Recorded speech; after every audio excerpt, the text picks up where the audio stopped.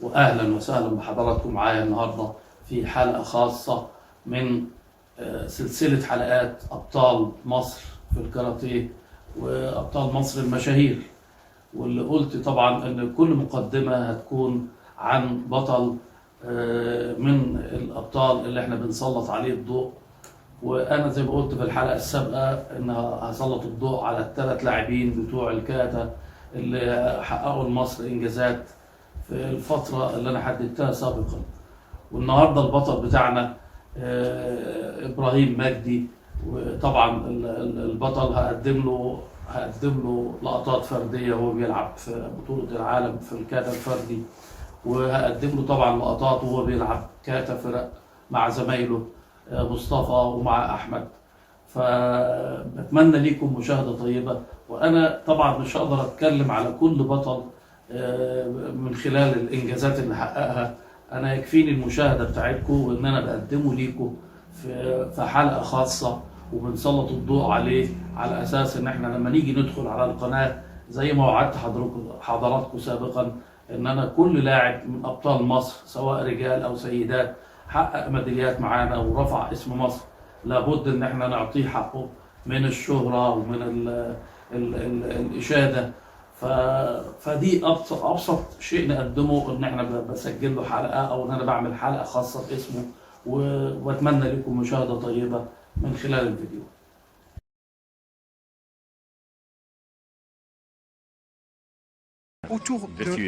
autour de la personne. Donc, chaque mouvement, c'est d'abord la concentration. Vous voyez, là, il doit allier la force, la vitesse, la précision et l'équilibre. Croyez-moi, c'est pas facile. C'est un travail de tous les jours. يعني عمل كتدخل فيه مجموعة من اللي يبقى مركز ويبقى concentré jusqu'au bout. Et ça, c'est un travail physique mais aussi mental. Et ça, c'est très très important. أعتقد بالفعل أنه بالفعل مميز هذا العمل مميز. أكيد هذا البطل المصري إبراهيم موسى بطل مميز في هذا النزال.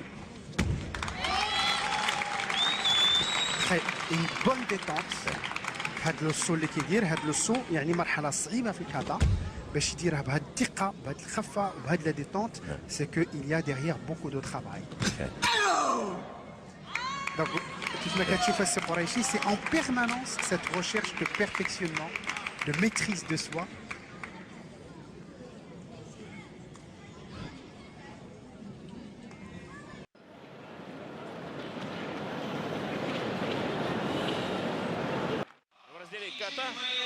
Выйдут сейчас на татами. Итак, в сборной Египта Халил, Муса и Шавки. Это сборная Египта.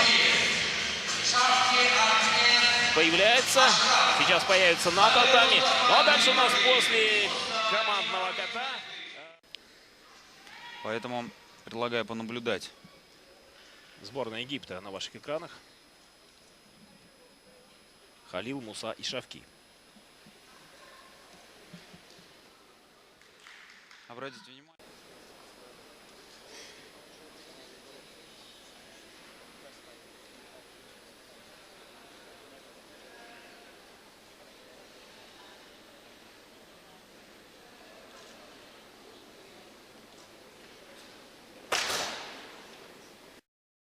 Continental title in the senior kata in 2012.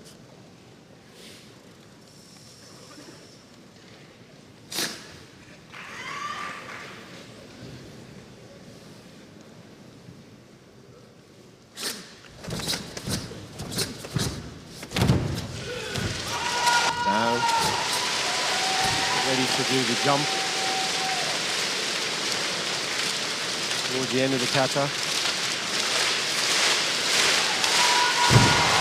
Good balance on the finish.